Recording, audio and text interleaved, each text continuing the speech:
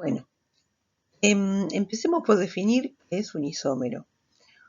Los isómeros van a ser aquellas especies que tienen la misma composición elemental, el mismo peso molecular, están compuestos por átomos que son iguales, pero pueden estar distribuidos de manera diferente.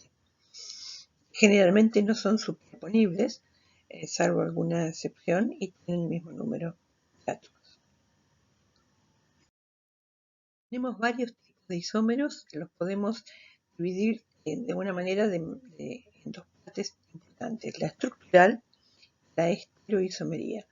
La estructural, vamos a denominar de cadena, de posición y de función, va a tener como diferencia la unión de esos átomos entre sí, entre un isómero y otro, ¿sí? La estereoisomería va a tener los átomos unidos al mismo átomo, o sea, por ejemplo, un carbono unido al mismo átomo de carbono, pero de manera diferente en el espacio. En general, hemos visto cómo son las fórmulas de los compuestos orgánicos, vemos que tienen, de acuerdo a la hibridación, forma de tetraedros, forma plana. Dentro de esas formas podemos tenerlos dispuestos a esos átomos unidos al mismo átomo de carbono, pero en lugares del espacio diferentes. De esta forma ya hemos visto la isomería conformacional, que significaba los distintos conformes eran aquellos que obteníamos a través del giro entre un enlace carbono-carbono. De esa manera, a medida que iba girando en el espacio a 60 grados, estamos teniendo un conformero. La isomería configuracional también vimos algo cuando hablamos de alquenos, de isomería cis-trans. Y también, en parte, algunos conformeros los pudimos nombrar también como isómeros cis-trans. Cuando hablábamos de compuestos cíclicos, podíamos hablar de compuestos cis-trans. Dentro de la isomería configuracional tenemos entonces la enantiomería o isomería óptica, la diastereomería o isomería dentro de ella, isomería geométrica cis-trans. Veamos un par de ejemplos para cada uno de los isómeros estructurales. Así que, como dijimos, difieren entre sí en que los átomos están unidos de diferente forma. Por ejemplo, tenemos un compuesto lineal con 6 átomos de carbono, 7, 1, 2, 3, 4, 5, 6, 7. ¿Sí? Este heptano lineal, o un compuesto que tiene ramificaciones, o sea, tiene 7 átomos de carbono, pero uno de ellos es como un metilo, y de esa manera vamos a tener un hexano con un metilo, en este caso en la posición 3. Entonces, heptano, es metil, hexano, son isómeros de cadena, varía la cadena carbonada. Isomería de posición. La isomería de posición vamos a tener, por ejemplo, una cadena con 4 átomos, ¿sí? Esa cadena con 4 átomos, de la misma forma para los dos isómeros, va a tener un oxidrilo. Uno de ellos en la posición 2, uno de ellos en la posición 1. O sea, varía la posición de ese oxidrilo en la cadena carbonada. Isomería de función. Un compuesto que tiene 3 átomos de carbono, oxígeno y varios hidrógenos. Bueno, dentro de ellos no va a ser lo mismo que el oxígeno esté como oxidrilo, el oxígeno esté entre 2 carbonos para dar una función que llamamos éter. De esa manera tenemos un éter, tenemos un alcohol, son isómeros, los dos tienen el mismo número de átomos de carbono, hidrógeno y oxígeno, pero dentro de ellos son funciones diferentes, con propiedades diferentes. Lo llamamos isomería de función. Vemos un ejemplo más de isomería de función. Por ejemplo, para el mismo número de átomos de carbono, carbono 3, hidrógeno 6, oxígeno, podemos tener 3 tipos de compuestos diferentes. El propanal, aldehído, ¿sí? La propanona, todos tienen un doble enlace, pero está dispuesto de manera diferente. La propanona, que implica una cadena carbonada, este carbono unido a doble enlace o carbonilo, otra cadena carbonada, mientras que el propanal tiene al carbonilo en el carbono terminal de esa cadena. Y el propenol, ¿sí? O sea, una función alqueno y una función alcohol. Tenemos acá también algo que tiene 3 carbonos, 6 hidrógenos y 2 oxígenos. Podemos tener, por ejemplo, el ácido propanoico, este es mi función ácido, o la etanoato de metilo. Etanoato, un éster de metilo.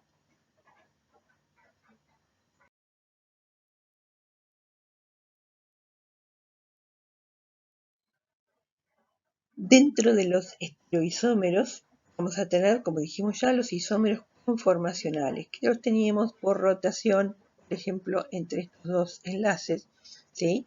Podíamos tener este conformero o este conformero. Ahora los hemos visto en alcanos. Estereoisómeros configuracionales. Esos no son convertibles entre sí, como sí pasa con los conformeros. Los estereoisómeros configuracionales tienen esa configuración, como vamos a llamarle, y no la podemos cambiar, a menos que entreguemos en algunos casos una cierta dosis de energía. Por ejemplo, en los isómeros geométricos que vimos cuando vimos alquenos, ¿sí? Podíamos pasar de un isómero cis a un isómero trans, un isómero cis a un isómero trans, ¿sí? Había un doble enlace, no podía haber un giro entre esos dos dobles enlaces, pero con una entrega de energía podíamos lograr el cambio de un isómero, por ejemplo, sencillo de cis trans. En los isómeros ópticos, en cambio, no va a haber la posibilidad de que pueda transformar un isómero en otro, ¿sí? En general, se van a formar cuando tengamos algo que vamos a denominar un centro quiral o carbono asimétrico. Usualmente va a tener 4 sustituyentes diferentes. Ya vamos a ver ahora bien a qué nos referimos. Entonces, vemos que según el origen o causa de la estereoisomería, esta puede llamarse entonces geométrica, que es producida por la diferente colocación de grupos en el espacio en torno a un doble enlace. En cambio, en la isomería óptica es producida por la diferente ubicación espacial de un átomo o grupo de átomos en torno a algo que vamos a denominar un estereocentro, que habitualmente puede ser un carbono. Bien, los isómeros ópticos van a tener la posibilidad de poder desviar lo que llamamos el ángulo de la luz polarizada.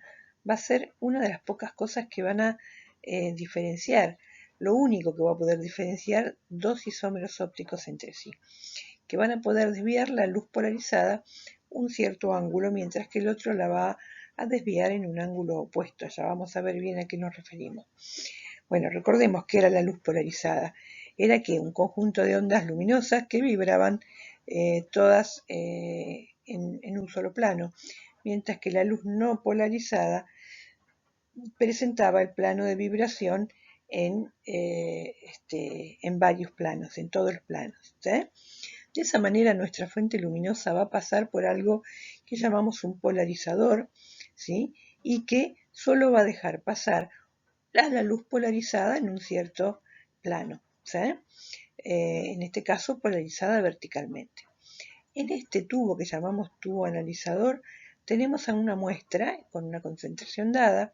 Este tubo tiene una distancia que vamos a llamar camino óptico, ¿sí? La luz polarizada va a atravesar a este analizador que tiene mi sustancia, y de acuerdo a lo que pueda hacer mi sustancia con la distribución de los átomos que tiene para cada sustancia, va a ir desviando ese plano de la luz polarizada a un cierto ángulo. Ese cierto ángulo es analizado, ¿sí? Al final de nuestro instrumento, y nos va a dar un ángulo de desviación de esa luz polarizada. Para cada sustancia que llamaremos isómeros ópticos, ese ángulo va a ser un valor dado, ¿sí? Medido a una temperatura dada. Tenemos, por ejemplo, a dos moléculas, ¿sí? El ácido tartárico, que vamos a denominar L más tartárico, y el ácido D menos tartárico. Vemos que tienen dos grupos ácidos en una cadena carbonada, ¿sí? En total forman una cadena de 4 átomos de carbono, con un grupo ácido en el carbono 1 y un grupo ácido en el carbono 4. Y después tiene oxidrilos y hidrógenos dispuestos de una cierta manera, que los podemos ver así, que puede tener un hidrógeno y un oxidrilo, un hidrógeno y un oxidrilo, y este que tenemos acá a la derecha, ¿qué es lo que vemos? Que es como si fuese, en realidad es la imagen especular de nuestra molécula de la izquierda. El oxidrilo es la imagen de espejo de este, el hidrógeno la imagen de espejo de este. Así lo mismo va a pasar con el oxidrilo que está del lado derecho versus este que está del lado izquierdo, y así. Es como si pudiéramos dibujar, ¿sí?, esta molécula y en otro papel pudiéramos dibujar lo que llamaríamos la imagen de espejo de esa molécula.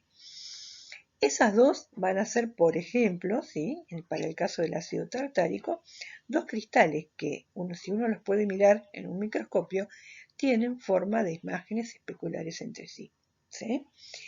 Tenemos una tercera forma de poder distribuir esos dos oxidrilos en esta cadena de 4 átomos de carbono, que es tener los dos oxidrilos, por ejemplo, del lado derecho, los dos hidrógenos del lado izquierdo.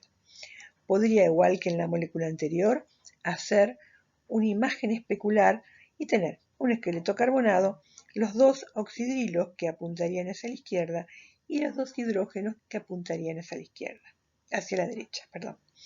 Pero a este compuesto, los dos, ¿sí?, que yo podría dibujar entre sí, se van a transformar en uno, porque si yo levanto esa molécula, la coloco encima y la giro 180 grados, me voy a encontrar con que va a ser perfectamente superponible.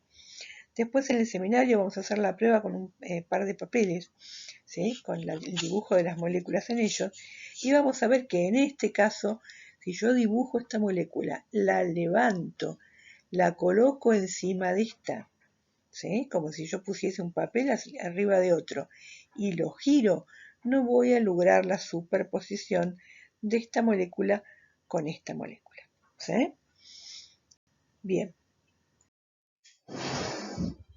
Como dijimos recién, una sustancia ópticamente activa es la que desvía el plano de la luz polarizada. Tenemos acá la foto de un equipo moderno.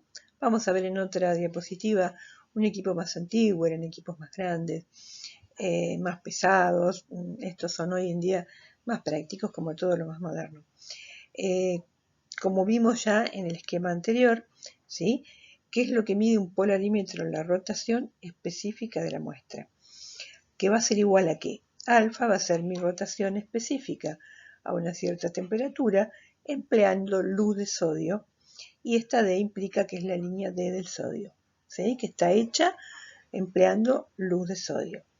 Es inversamente proporcional, alfa sería nuestra constante de proporcionalidad, es inversamente proporcional a la longitud de la celda y a la concentración de mi muestra. De esa manera tenemos, por ejemplo, para esta sustancia que es el ácido láctico, el ácido propanoico, con un hidroxilo en 2, sería el ácido 2-hidroxipropanoico, lo vamos a denominar ácido láctico. Vemos que las dos moléculas son iguales, solo que una es la imagen especular de la otra. De acuerdo a cómo se comporten dentro de un polarímetro, vamos a tener sustancias destrógenas. En este caso, ¿sí?, este sería el ácido más láctico, giraría el ángulo de la luz polarizada, el plano de la luz polarizada, en sentido de las agujas del reloj.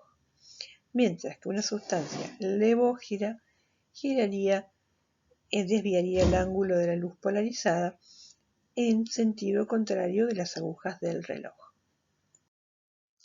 Vemos acá dos moléculas, el ejemplo de dos moléculas en lo que llamamos un modelo de bolas y varilla. Tendríamos a nuestro carbono, que generalmente es color negro, después un átomo de cada lado, de cada color, que implica o un átomo en particular, por ejemplo, halógenos, o grupos, un metilo, un etilo, un OH, ¿sí? Este carbono va a estar unido a 4 grupos diferentes para que pueda ser considerado un isómero óptico. De esa manera, ese carbono que sería este, ¿sí? Nuestro carbono, estaría unido a una bola púrpura, una verde, una violeta y una amarilla. La imagen especular mostraría si esto tiene la bola amarilla hacia arriba, este la va a tener hacia abajo, hacia atrás. ¿Sí? Este está apuntando para acá, pero mirando para abajo. Este la va a tener apuntando hacia arriba. De la misma manera, este átomo con este está apuntando hacia abajo. Su imagen especular lo va a tener apuntando hacia arriba. Si yo quisiera, y después en algún momento vamos a ver si conseguimos algún modelo o algo, si yo quisiera hacer que esta molécula se superpusiera con la imagen especular, no lo lograría. ¿Sí? Por ejemplo, ¿qué tengo acá? En estas moléculas, o sea, tenemos el carbono unido a 4 cosas iguales. Si yo quisiera que éstas engancharan en cada uno de los orificios que tengo, acá voy a tener una con un cuadrado, un triángulo, un círculo, cada una de ellas va a poder introducirse en el receptáculo que tengo.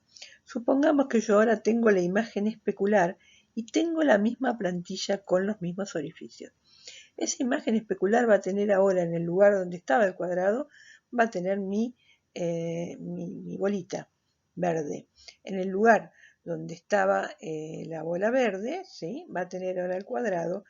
Entonces solo puedo hacer que se superpongan estos dos y la bola violeta, que tendría un lugar también y podría superponerse. Pero entre estos dos yo ya no tendría forma de que se superpongan entre sí. O sea, si yo tomara esta molécula, la colocara encima, ¿qué podría haber? Que el átomo violeta se superpondría, el átomo que tiene forma de triángulo celeste se superpondría, pero no podría superponer a esta con esta y a esta con esta.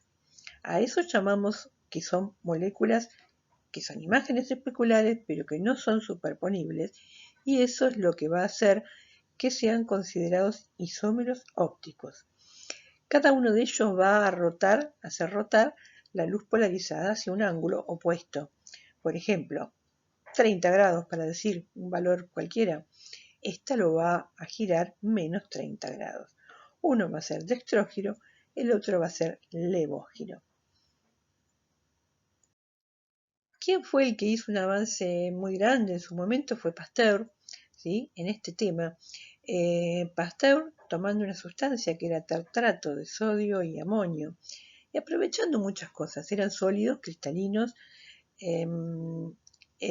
por las condiciones climáticas de Francia, donde él vivía, la sustancia había cristalizado de una manera bastante perfecta y podían de alguna manera, bajo un microscopio, separarse, según lo que cuenta, digamos, la historia, separarse cristales que eran de una forma y cristales que eran de otra.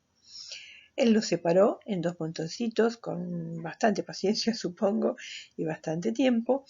Llegó a separar un montoncito que era de una manera, otro montoncito que era de otra. Cada uno de ellos lo disolvió, lo colocó en un polarímetro y logró tomar una medida de desviación de la luz polarizada, un ángulo, y vio que uno era un ángulo X y el otro era un ángulo diferente. Si esos dos montoncitos se mezclaban, ese ángulo de la luz polarizada era cero. ¿Por qué? Porque vamos a notar que si tenemos una sustancia en cantidad igual, 50% de una, y otra sustancia que es la imagen especular en un cristal, y tenemos un 50% exacto, ¿qué va a pasar? Uno de los cristales va a desviar la luz polarizada a un cierto ángulo, supongamos, sigo con mi valor 30, pero a medida que se encuentra la luz polarizada con la sustancia levógira, ¿sí?, que lo desviaría a menos 30, se iría compensando. Lo que desvía una lo compensa la otra. Y así la desviación neta final, al final de mi camino óptico, ¿sí?, iba a ser 0. Y eso es lo que vamos a llamar una mezcla racémica. Un 50% de un isómero óptico dextrógiro, un 50% de un isómero óptico levógiro. Yendo a lo que acabamos de describir como una molécula quiral o isómero óptico, van a ser sinónimos, vamos a hablar de un isómero óptico o de una molécula quiral o de una molécula que presenta quiralidad. ¿Cuáles eran según nuestra definición? Aquellas que tenían un centro quiral, un centro que estaba unido a 4 átomos o grupos de átomos diferentes. Entonces, de acuerdo a eso, ¿cuál de las dos moléculas nuestras va a ser la quiral? Este carbono está unido a un cloro, a un hidrógeno, a un metilo y a otro metilo. Estos dos grupos son idénticos. Este carbono está unido a un cloro, un hidrógeno, un metilo, y el cambio en mi molécula es poner un etilo. Entonces, este carbono que tenemos acá está unido a 4 átomos o grupos de átomos diferentes, mientras que este no. Si yo tomo una imagen especular de esta molécula, voy a poder superponerla. Vemos acá dos moléculas, ¿sí? ¿Y qué es lo que vamos a observar con esas dos moléculas? Que si las queremos superponer, para eso yo tengo que hacer que esta molécula se enfrente a esta e intente superponerse. Es imposible, no se puede, ¿sí? Entonces, bueno, se suponía que este programa llegaba a mover estas moléculas, pero evidentemente cuando les grabo el sonido no sé por qué no tengo ese efecto. Pero bueno, la idea de acá era que esta molécula intentaba superponerse y no había manera, ¿sí? La idea es cuál es, que esto se superponga con este carbono y después que yo lo gire, ¿sí? Yo lo que puedo hacer es girar esta molécula, girarla de manera de hacer que estos dos átomos vayan para acá. ¿Pero con qué me voy a encontrar? Voy a poder superponer, si yo giro, al rojo con el rojo, al azul con el azul, al carbono con el carbono. Pero estas dos no van a poder superponerse, ¿sí? Lo más probable es que cuando yo haga el giro me encuentre con que la color lila queda en el lugar de la celeste y la celeste en el lugar de la color lila. Y va a implicar que no las puedo superponer. A eso vamos a llamar moléculas quirales. De la misma manera teníamos acá estos dos ejemplos, ¿sí? ¿Qué pasa si yo esta molécula la levanto y la coloco encima de esta? ¿Qué tendría que hacer para que se superpusiera? Levantarla y hacer que este átomo, el rojo, fuese donde está el rojo, el celeste donde está el celeste y así sucesivamente. ¿Puedo lograrlo? Si yo esto lo giro y lo pongo acá, ¿sí? Podría hacerlo. O sea, la imagen especular de los isómeros geométricos son superponibles entre sí, ¿sí? Pero obvio, estamos hablando acá de un trans, ¿sí? No es que ponemos un cis y un trans e intentamos superponerlos, no. Ponemos un isómero trans, su imagen especular y nos vamos a dar cuenta que cuando giramos esto de acá para acá, va a ser posible que se la superponga. De la misma manera, entonces, ¿con qué nos encontramos? ¿Por qué llamamos carbonos asimétricos? Porque precisamente algo unido a 4 sustituyentes va a hacer algo que no va a tener simetría. Una molécula que tiene una cierta simetría generalmente no va a ser quiral. Por ejemplo, si tenemos un círculo, lo podemos dividir en dos, ¿sí? Y cada parte que sea igual a otra. O podemos dibujar un círculo, lo ponemos encima y lo podemos, y podemos hacer que se superponga.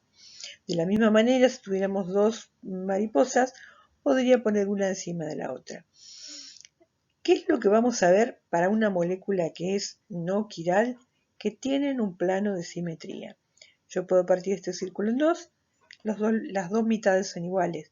Puedo partir esta imagen de esta mariposa en dos, las dos mitades son iguales. Una letra E, puedo hacerle pasar ese plano de simetría, de este lado es idéntico, de este lado es idéntico. Este tipo de moléculas vamos a llamarlas moléculas simétricas.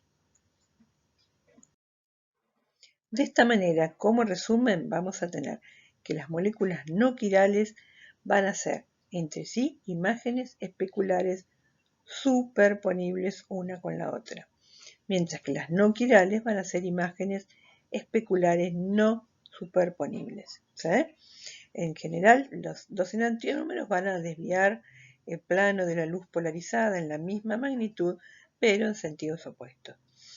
Cuando la molécula es superponible, ahí no vamos a observar actividad óptica, ¿sí? Por eso la vamos a decir que son ópticamente inactivas. Vemos acá un ejemplo de una molécula que tiene un carbono con 4 sustituyentes distintos, el 2-bromobutano. Vamos a tener que, a pesar de que nos parece que la molécula es idéntica, estos dos moléculas que son imágenes especulares entre sí no van a tener, o sea, van a tener las mismas propiedades, punto de fusión, punto de ebullición, solubilidad, cualquier tipo de propiedad es idéntica, todas son idénticas con excepción de una, que es la desviación de la luz polarizada, ¿sí? Por eso es muy difícil separar moléculas de este tipo, porque las dos cristalizarían en un solvente a la misma concentración. Si yo las quiero destilar, los dos isómeros destilarían a la misma temperatura. Por eso esa mezcla es tan difícil de separar. De ahí el mérito de nuestro buen Pasteur, que pudo separar, algunos no le creen, pero bueno, yo prefiero creer que sí, algunos no le creen, pudo separar esas moléculas en su momento. Vemos acá entonces que esto sería la imagen especular. Si yo levantara la molécula, esta la colocara acá y girara esto de manera que toda esta cadena fuera para atrás, me encontraría que al girar esto para que la molécula fuera para atrás, este bromo iría a parar atrás y este hidrógeno vendría a parar adelante. Me encontraría entonces con que no las puedo superponer. Este tema es bastante difícil sin tener un modelo que uno pueda girar. Intenté buscar alguna animación, pero no la pude lograr en ese sentido. Pero bueno, en fin, los van a tener que ver y me van a tener que creer por ahora. De esta forma podemos definir enantiómeros. Enantiómeros van a ser aquellos estereoisómeros que, siendo imágenes especulares, no son superponibles uno con el otro. Vemos, por ejemplo, acá que tenemos a un carbono quiral o asimétrico. Esto es distinto, esto es distinto, distinto, distinto, distinto, y este grupo entero.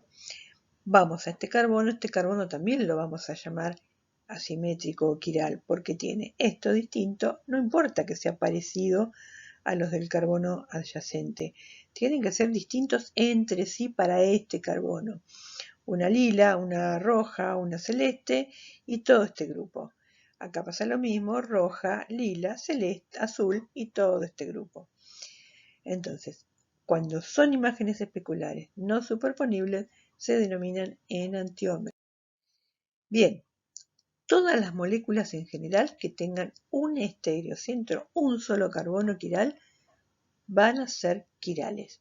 Pero si tienen más de un carbono quiral, puede que esas moléculas no sean quirales, ¿sí? Y puede pasar también que una molécula no tenga un estereocentro. Vamos a ver ahora qué es lo que puede tener. Y así todos son quirales, o sea, con un estereocentro solo van a ser quirales. Con más de un estereocentro pueden ser quirales como no. Y sin un estereocentro pueden ser quirales, ¿sí? Como dijimos hace un ratito, la mezcla 1,1 de los enantiómeros positivo y negativo se denomina mezcla racémica o racemato y tiene una desviación de la luz polarizada de 0. De la misma manera definimos diastereoisómeros aquellos que no son imágenes especulares entre sí. Por ejemplo, esta molécula, esta parte sí es una imagen especular, pero si vamos al carbono de abajo, este no es la imagen especular de esto que está acá abajo. Entonces, moléculas que teniendo carbonos quirales no son entre sí imágenes especulares se van a denominar diastereoisómeros. Por último, podemos ver moléculas que son quirales sin poseer un carbono quiral o lo que denominamos un estereocentro. En ellas vamos a encontrar algo que vamos a denominar, en vez de un plano quiral, un eje o en vez de un centro quiral, un eje o plano quiral, ¿sí? De esta manera tenemos como ejemplo a los alenos, carbonos entre sí que tienen dobles enlaces pero no adyacentes, ¿sí? Y van a tener, de alguna manera, esto está en el plano de la hoja, este hidrógeno está para adelante y este metilo está para atrás de la hoja. Mientras que la imagen especular de esto, si yo la levanto, la doy vuelta y quiero superponer este metilo con este hidrógeno, me voy a encontrar que este metilo va a estar para adelante y este hidrógeno al girarla va a estar para atrás. No son superponibles.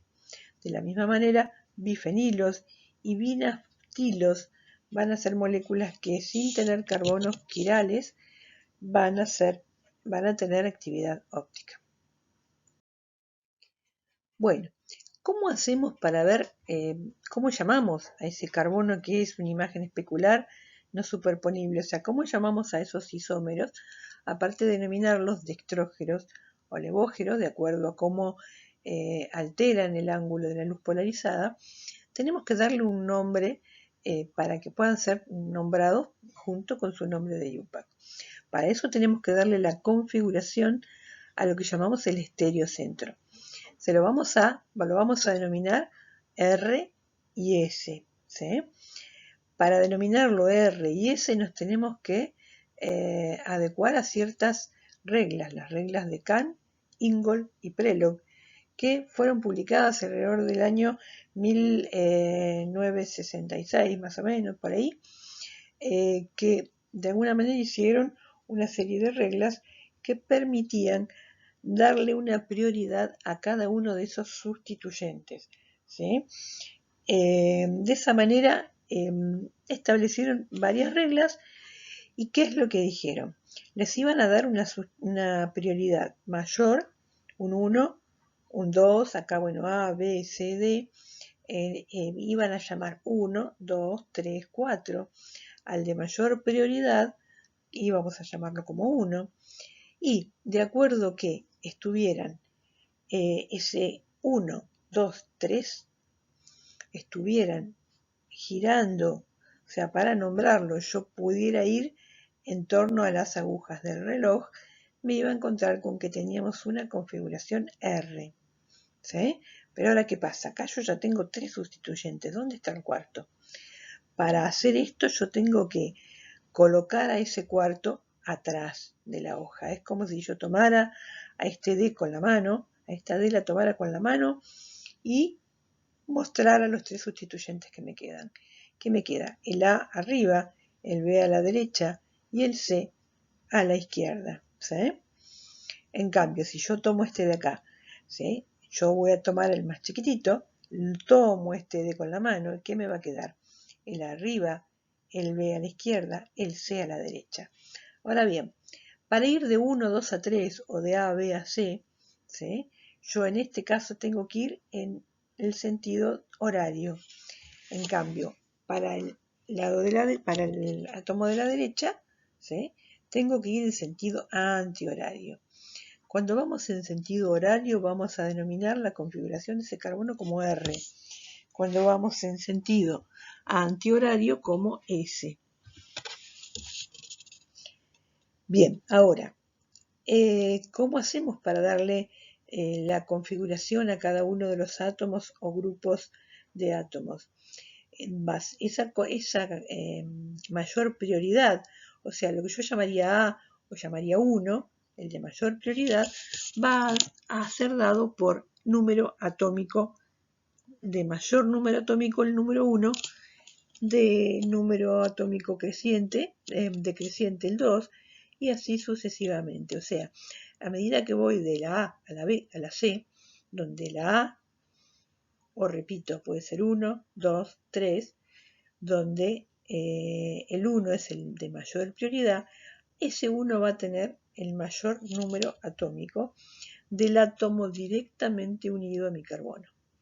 Algo vimos cuando vimos isómeros, estereoisómeros cis-trans o EZ. En los EZ tuvimos que darle prioridad a esos sustituyentes, ¿se acuerdan? Bueno, esto es parecido, se aplican de hecho las mismas reglas. Tenemos acá un ejemplo concreto. Un carbono que tiene un flúor, un cloro, un metilo y un hidrógeno. ¿Cómo les vamos a dar las prioridades? Veamos acá. Por número atómico mayor va a ser el que mayor prioridad tenga. Por ejemplo, en este caso el cloro tiene mayor número atómico que el flúor, mayor número atómico que un carbono. No es que yo voy a contar el número atómico de los tres, sino el número atómico del átomo directamente unido, en este caso un carbono. Insisto, no importa lo que pese ese sustituyente, sino el número atómico del átomo directamente unido. Entonces, cloro 1, flúor 2, el carbono 3 y por último el hidrógeno es siempre el más chiquito, 4. ¿Qué es lo que tengo que hacer? Como dije, pensar que estoy tomando a la molécula desde ese 4, desde ese hidrógeno yo agarro a la molécula y me quedan los otros 3 sustituyentes formando un triángulo, ¿sí? 1, 2, 3. Esto es equivalente a decir que muevo la molécula de manera de que el hidrógeno quede atrás y los otros 3 sustituyentes me quedan formando un triángulo. ¿Sí? Entonces, veamos para este ejemplo, que tenemos acá. ¿Qué tenemos? Cloro, flúor, metilo. El 4 lo tengo atrás, está atrás de la hoja. ¿Sí? Y de ahí voy al 1, al 2, al 3. Para ver la secuencia 1, 2, 3, voy en el sentido de las agujas del reloj. La configuración es R, ¿sí? Que viene del latín rectus. ¿Sí? Bien, vamos al otro isómero. Tenemos el cloro, el flúor, el metilo. El hidrógeno de vuelta tiene las líneas punteaditas como que va para atrás. De esa manera yo estoy segura, no tengo que mover nada, ya mi hidrógeno está para atrás. Entonces voy del 1 al 2 al 3. Voy en sentido opuesto a las agujas del reloj. La configuración es S. Bien, ahora, ¿qué pasa cuando yo no tengo a este hidrógeno ya colocado atrás? ¿Sí? Si no, supuestamente, supongan que yo al hidrógeno lo hubiera tenido acá adelante y el metilo atrás. Entonces ahí después ya se nos va a complicar. Lo que vamos a tener que hacer ahí va a ser aplanar la molécula y intentar que ese hidrógeno, dentro de lo que nosotros vamos a manejar en el plano versus el espacio, ese hidrógeno lo vamos a cambiar de manera de mandarlo hacia la posición que está atrás. Bueno, una persona que tuvo un buen desarrollo dentro de este tema fue este señor que vemos acá. Les puse la foto para que conozcan a alguien de vez en cuando. De hecho, tuvo un premio Nobel de Química que es Emil Fischer. Hizo muchos avances dentro de lo que la química orgánica puede tener. Y ganó un premio Nobel allá por el año 1902. Fischer lo que hizo fue, para aplanar esas moléculas, como decíamos antes, fue establecer una cruz, ¿sí? En esa cruz, las líneas, vamos a ver ahora en la filmina que sigue, las líneas horizontales van a significar que los átomos están hacia nosotros, mirándonos hacia afuera, y las líneas verticales están hacia atrás de la hoja. Vamos a ver ahora rápidamente. Bueno, como dijimos, cada carbono se va a representar como una cruz, ¿sí? Si tenemos esta molécula que está en el espacio, si este bromo y este etilo están mirándome hacia afuera de la hoja, ¿sí? Y el hidrógeno y el metilo hacia atrás de la hoja, yo voy a escribir en una línea horizontal de la cruz al bromo a la izquierda, al etilo a la derecha, como los estoy viendo, como si yo me parara, ¿sí? Entre estos dos átomos, el bromo y el etilo, si pudiera pararme y decir, bueno, ¿qué veo a la izquierda? El bromo. ¿Qué veo a la derecha? El etilo. ¿Qué veo arriba, atrás de la hoja? El hidrógeno. ¿Qué veo abajo, atrás de la hoja? El metilo. De esa manera yo los traslado, ¿sí? Y me tengo que asegurar que una vez que los haya trasladado a una proyección de Fisher, el hidrógeno o el que tiene la numeración 4, ¿sí? En las prioridades, el más chiquito esté o arriba o abajo de la línea vertical, lo que implica, como dijimos en transparencias previas, que ese hidrógeno esté para atrás, ¿sí? En este caso ahora tenemos al hidrógeno y al metilo para atrás, ¿sí? Pero a mí lo que me interesa es que uno de ellos, el hidrógeno, que es el más chiquito, sea el que quede para atrás, ya sea que esté arriba o ya sea que esté abajo. Si esto no ocurre, hay que hacer un cambio con estas moléculas. Hay que lograr, supongamos que el hidrógeno hubiera estado acá, ¿sí? Yo lo tengo que pasar para acá. Entonces, ¿qué haría? Supuestamente, si el hidrógeno hubiera estado acá, para acá y el bromo atrás, lo cambio. Bromo por hidrógeno. ¿Está todo bien? No. ¿Eso qué significó? Que yo hice un cambio en la molécula, que yo tomé un átomo, lo desprendí de ese modelo de bolas y varillas que podemos ver en otras diapositivas, y lo desprendí y lo cambié por otro. ¿Qué obtuve con eso? Lo vamos a ver después en el seminario. El isómero opuesto. Si yo solamente hago un cambio, obtengo el isómero opuesto. Yo para lograr que pueda llevar hacia atrás a ese átomo de menor prioridad, tengo que hacer un par de cambios. Si yo hubiera hecho este cambio por este, tengo que hacer este cambio por este también. Ya lo vamos a ver en el seminario. Por ahora es bastante abstracto sin un ejemplo. En general, lo que es más sencillo, dado que tenemos una cuña para adelante, una cuña que va para atrás de la hoja, a veces es difícil. Lo ideal es poner el ojo entre dos enlaces. ¿Sí? ¿Qué dos enlaces? No cualquiera, los que están en la hoja. ¿Sí? Los que están como línea llena, ni cuña llena ni cuña punteada. Entonces, si yo me imagino que estoy mirando mi molécula desde acá, ¿sí? ¿Qué voy a tener? A la derecha el 1, a la izquierda el 2, arriba el 3 y abajo el 4. Me aseguro que este 4 está detrás de la hoja que está atrás. ¿Eh? De la misma manera acá, la miro a esta molécula de esta forma, entre el 1 y el 3. Me queda arriba el 2, me queda abajo en una Fisher el 4. Si este 4 está abajo o está arriba, está bien. Vamos a este ejemplo. Tenemos esta molécula, tiene el yodo, el cloro, el hidrógeno está delante acá, el flúor está atrás. ¿Qué puedo hacer? Cambios. Pero esos cambios van a significar que yo tengo que hacer un par de cambios. Por ejemplo, este hidrógeno yo lo tengo que mandar acá. Hice un cambio del hidrógeno con el flúor. El flúor entonces quedaba acá. Ese flúor que hice lo cambié con el cloro. Tengo entonces ahora el cloro adelante, el flúor está en la línea llena. A mí lo que me interesa es que esto haya quedado atrás, pero con dos cambios de sustituyentes. Yo pude haber cambiado este por este y este por este, por ejemplo. Que el cloro fuera acá y el yodo fuera acá. Pero bueno, el ejemplo que encontré tiene esta disposición. Lo que hizo fue el hidrógeno lo cambié por flúor, ¿sí? Y ese flúor que vino para acá lo cambié por el cloro. De esa manera paso a tener esto. ¿Qué puedo ver?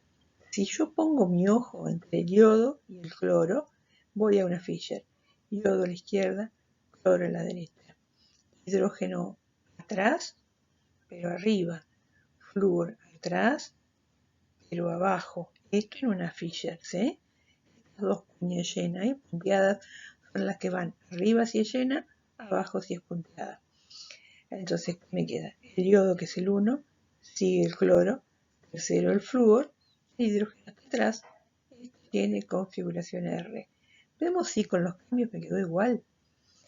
El hidrógeno que dije que había hecho lo había mandado acá. Acá me quedaba el flúor, acá cambié el cloro con el flúor. Entonces me queda así. Lo miro de nuevo, desde acá. Tengo a la izquierda el yodo, tengo a la derecha el flúor. Tengo arriba, aunque yo acá veo que la cuña llena está para abajo, esto implica que está hacia arriba de la hoja, ¿sí? Arriba que voy a tener el cloro, atrás que voy a tener, pero abajo, ¿sí? El hidrógeno. Si yo estoy mirando entre estos dos enlaces, este está arriba y este está abajo, ¿sí? Entonces veamos, yodo es el 1, el cloro es el 2, el flúor el 3, la configuración me sigue quedando R al igual que acá. Bien, ¿qué pasa cuando yo tengo una molécula que tiene más de un carbono quiral? Como esta y esta. Son la misma molécula pero con distintas distribución de los sustituyentes en el carbono, en el mismo carbono, ¿sí? Entonces, ¿qué vamos a tener? Pares de enantiómeros, por ejemplo. Este compuesto, que podemos denominarlo 2-bromo, 3-hidroxipropano, ¿sí? Vamos a ver acá 2-bromo, 3-hidroxi. Siempre el hidróxido está en el carbono 3 en todos lados, solo que la disposición espacial va a ser diferente. Esto vendría a ser una proyección de Fischer para una molécula con dos carbonos quirales. ¿Qué significa? Que este metilo y este metilo van a estar hacia atrás de la hoja. Estos van a estar mirándonos a nosotros. Hidrógeno a la izquierda, bromo a la derecha. Hidrógeno a la izquierda, oxidrilo a la derecha. Puedo dibujarlo de esta manera. Luego vamos a ver en el seminario, este carbono va a tener el carbono, la configuración 2, ¿sí? Y este la configuración 3. De esa manera vamos a tener la imagen especular. Si este tiene ahora el oxidrilo hacia la izquierda y este lo tenía hacia la derecha, si este tenía la configuración S, este ahora va a tener la configuración opuesta, que es R. Vamos a ver en el seminario con un ejemplo bien concreto y ahí vamos a ver que perfectamente si esto está de un lado y esto de otro, las configuraciones de estos dos son opuestas. De la misma forma, si este carbono es R y yo tengo la imagen especular, este ahora va a ser S. Este carbono bromo es el que tiene la configuración S, ¿sí? Bien, imágenes especulares, ¿cómo las llamábamos? Enantiómeros. Ahora bien, yo puedo hacer un cambio. ¿Ven en esta molécula de abajo respecto a esta? Dejé igual hidrógeno y bromo. Y hice cambio, hidrógeno con oxidrilo.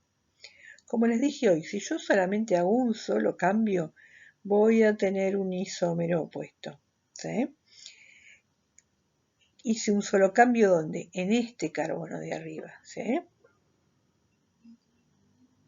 Bien, si en este carbono de arriba hice un solo cambio, ¿qué decíamos hoy? Que si hacía un solo cambio me daba el isómero opuesto. Este de acá abajo es igual, entonces el 3 sigue siendo R, en cambio ahora el S, ¿sí?, se transformó en R.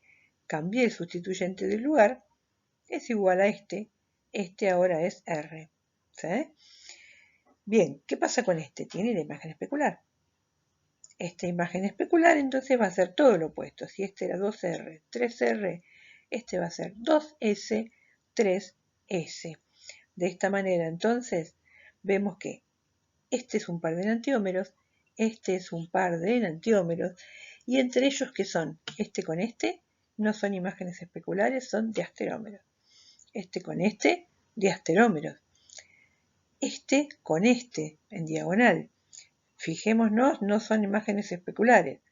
Tenemos bromo, en este tenemos el oxidrilo del mismo lado, Acá lo tenemos del lado opuesto. Es un diasterómero. Entre este y este, ¿cómo los vamos a llamar? Diasterómeros. ¿Sí? ¿Cómo sabemos el número máximo de moléculas que podemos dibujar?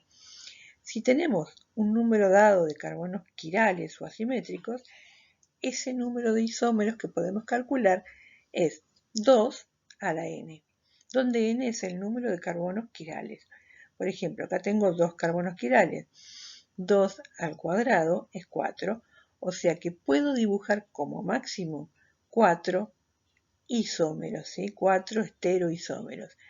De esos 4 estereoisómeros voy a tener enantiómeros, diasterómeros. Entre ellos después va a depender de cómo estén distribuidos esos sustituyentes en el espacio. Acabamos de ver en el ejemplo anterior que podemos tener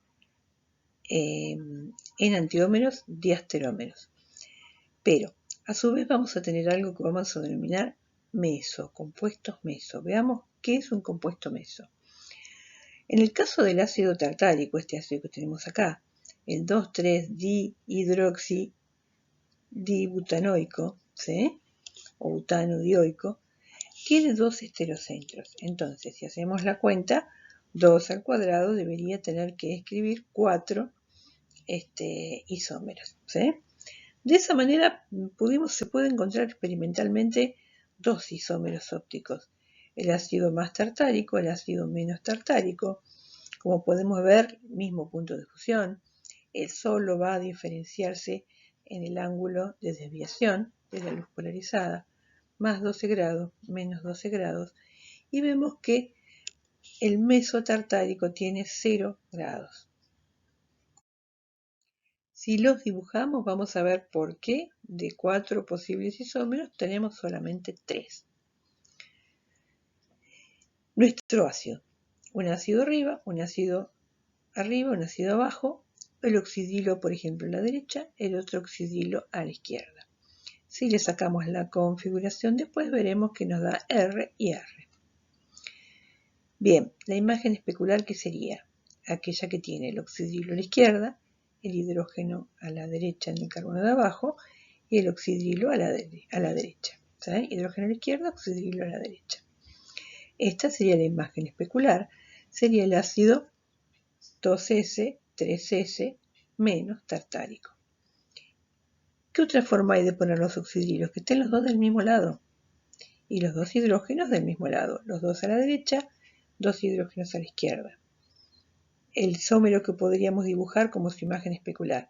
2 oxidrilos a la izquierda, 2 hidrógenos hacia la derecha. ¿Qué pasa con estos? Si yo hago un giro, ¿sí?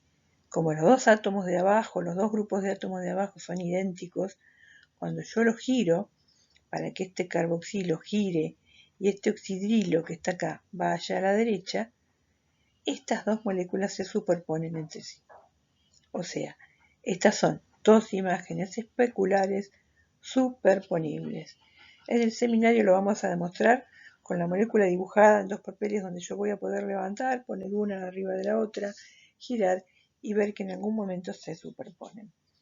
Si estas dos son superponibles, significa que de los posibles 4, yo solamente tengo 3 isómeros ópticos. Perdón, 2 isómeros ópticos, que va a ser este, y este, que no va a desviar la luz polarizada. Porque como explicamos antes, lo que va a desviar uno, lo va a desviar en el ángulo opuesto a la molécula de este lado. De esa manera, el ángulo de desviación total de estos compuestos es 0. Estos dos tienen el mismo punto de fusión. Ya en este caso no tienen la misma distribución y van a tener un punto de fusión diferente, ¿sí?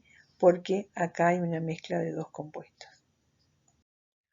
Una forma de darnos cuenta cuando también un compuesto puede ser meso es cuando encontramos en la fórmula del compuesto, escrita ya sea en una estructura de Fischer o espacial, cuando encontramos un plano de simetría, ¿sí? Por ejemplo, este carbono son idénticos arriba y abajo. Y tenemos algo similar al ácido tartárico, pero con un oxidrilo y un hidrógeno más. ¿Qué podemos ver? Que podemos pasar un plano de simetría que atraviese el oxidrilo y el hidrógeno. De la parte de arriba todo es igual a la parte de abajo. ¿Sí? Entonces, esta molécula tiene un plano de simetría. Cuando tiene los 3 oxidrilos del mismo lado y los 3 hidrógenos del otro, va a ser un compuesto meso. ¿Qué otro ejemplo parecido? Este tiene un oxidrilo más nada más, pero tiene la misma distribución. Ahora, ¿qué puedo hacer? Pasar el plano de simetría entre los dos enlaces de este carbono y este carbono. Y de nuevo tengo la misma molécula, el mismo pedazo de molécula de un lado que del otro. Acá está dibujada en el espacio. La cuña de los dos hidrógenos va hacia adelante, los bromos van hacia atrás de la hoja, y este metilo, este carbono-carbono y este carbono-metilo están en el mismo plano de la hoja. ¿Qué puedo ver? Si yo pongo acá un plano de simetría, ¿qué veo? Que es como que esto se refleja acá, esto se refleja acá, el bromo se refleja con el otro bromo. Tengo un plano de simetría. Por último, en este ciclo 1,2 dicloro ciclobutano pasa lo mismo. Si los dos cloros están para el mismo lado, yo podría pasar un plano de simetría en el que de alguna manera me quedara en el medio del cuadrado de ese ciclobutano, y de esa forma tendría de este lado la misma distribución de átomos que de este lado. Entonces, una manera fácil de ver que hay un compuesto meso es encontrándole un plano de simetría. Vemos por último un ejemplo más y con esto terminamos el tema que nos atañe. ¿Qué tenemos acá? El 2,3-dibromo butano. ¿Qué tenemos acá? La forma de colocar a un bromo a la derecha, un hidrógeno a la izquierda, en el carbono de abajo, bromo a la izquierda, hidrógeno a la derecha. La imagen especular la tenemos acá enfrente. Y tenemos un par de enantiómeros. Este carbono es el opuesto. Si este es 2S, este es 2R. Si este es 3S, este es 3R. ¿Sí? Bien, ahora, ¿cómo sería la otra forma de disponer a los bromos? Que los dos bromos estén del mismo lado. ¿Sí? Por ejemplo, acá los dos bromos están del lado izquierdo y los dos hidrógenos del lado derecho. Su imagen especular tiene los dos átomos de bromo del lado derecho, los dos átomos de hidrógeno del lado izquierdo. ¿Qué vemos? Que estas imágenes especulares tienen un plano de simetría que pasa por la mitad del enlace carbono-carbono en cada uno de los carbonos que tienen los bromos. Entonces, podemos verlo sin necesidad de tomar ¿sí? Y superponerlo y ver que realmente efectivamente son superponibles como imágenes. Entonces, estos dos son compuestos meso. ¿Sí? Con este, ¿qué van a hacer? Para ver cómo quedamos. Con este, ¿qué va a ser? Un diasterómero. No son imágenes especulares. Con este, ¿qué va a ser? Un diasterómero. Estos entre sí son un isómero solo. Son el mismo compuesto. Por eso, tenemos dos carbonos quirales. Podríamos tener como máximo 4 isómeros. De esos isómeros como máximo tenemos 3. ¿Sí? Podríamos tener 4, terminamos teniendo 3. Porque 2 de ellos terminan siendo compuestos meso. Y con esto damos por finalizado este temario. Lo seguiremos aplicando en el seminario con varios ejemplos.